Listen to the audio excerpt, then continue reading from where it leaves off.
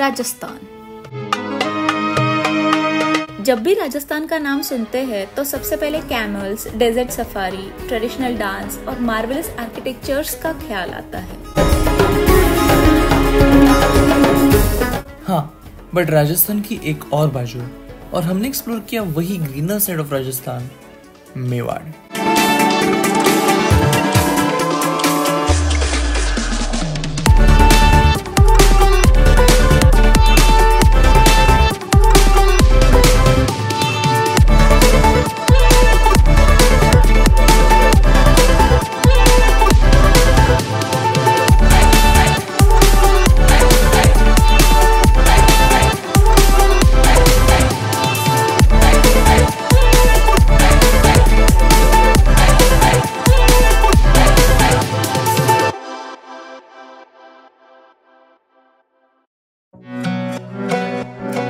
हमारी जर्नी की शुरुआत हुई अहमदाबाद से and our first stop was mount Abu.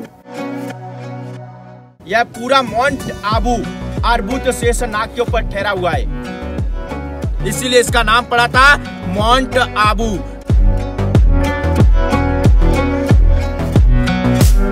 थोड़ा आराम करने के बाद हम निकले टू सी फेमस नक्की लेक।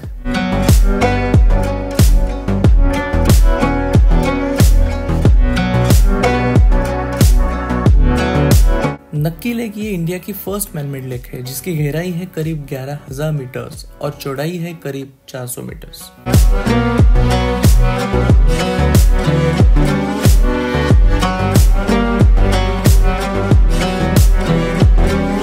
यहाँ पे आप बोटिंग भी कर सकते हो और बोट के हिसाब से आपको 50 से 300 रुपीज पर पर्सन लग सकते हैं।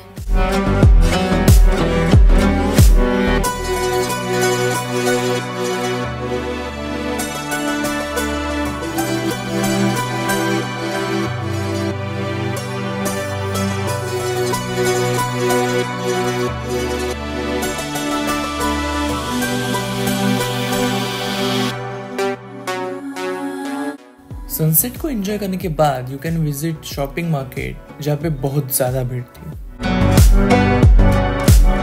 यहाँ पे आपको सब कुछ मिल जाएगा, बैंगल्स, नेकलेस, कैप्स और एंटिक्स।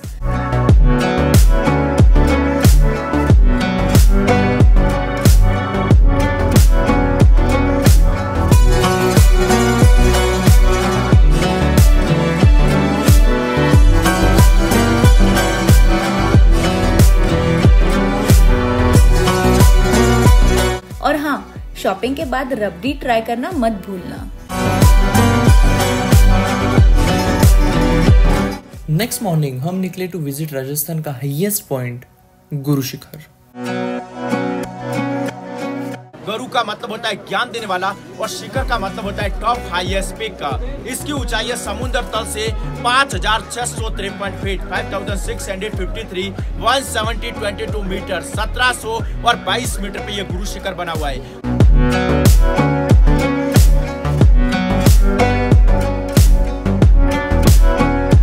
वहां तक पहुंचने का रास्ता देख के हमें हमारी सिक्किम टूर की याद आई।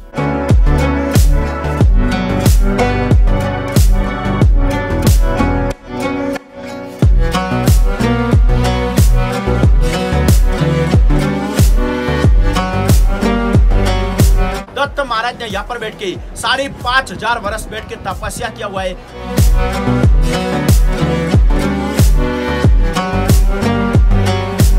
हमारे गाइड ने हमें एक इंटरेस्टिंग कहानी सुनाई।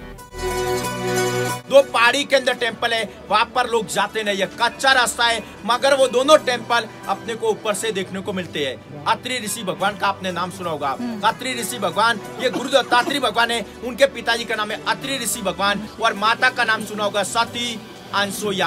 अनसुईया बहुत बड़ी सती थी। सती अनसुईया की हर जगह जय जयकार होती थी। उन तीन देवियों की कहीं जय जयकार नहीं होती थी। पार्वती, सरस्वती और लक्ष्मी जी की कहीं जय जयकार नहीं होती थी। तीनों देवियां माँ के ऊपर बहुत जलती थी, जलन की भावना थी। तीनों देवियों ने अपने अपने पतियों को सिखाया, ब्रह्मा, विष्णु और महेश को सिखाया और माँ के पास में भिक्षा लेने के लिए भेजे। तीनों भगवान साधु का रूप धारण करके गए माँ के पास में भिक्षा लेने।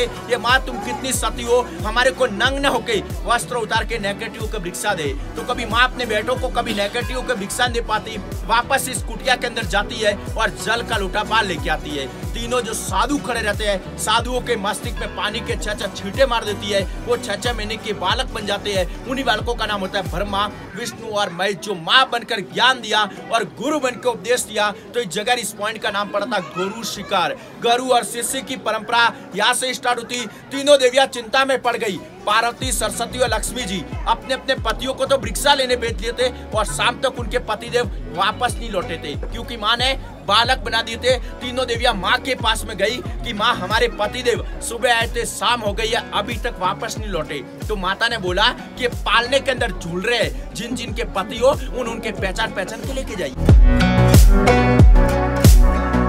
उसके बाद हम और ऊपर गए, भगवान श्री गुरुदेव दत्त पादुका के दर्शन के लिए। छोटी सी कुटिया के अंदर पादुका बने हुए हैं। पादुका का इतना बड़ा महत्व है कि सूर्य की पहली किरण गिरती है वो दत्त भगवान के चरण पादुका पे गिरती है।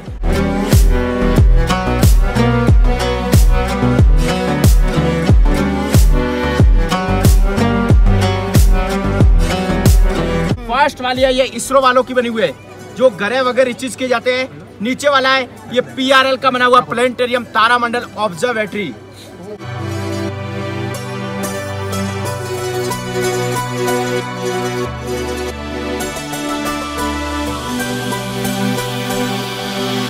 गुरु शिखर के बाद हम निकले टू सी खूबसूरत दिलवाड़ा टेम्पल।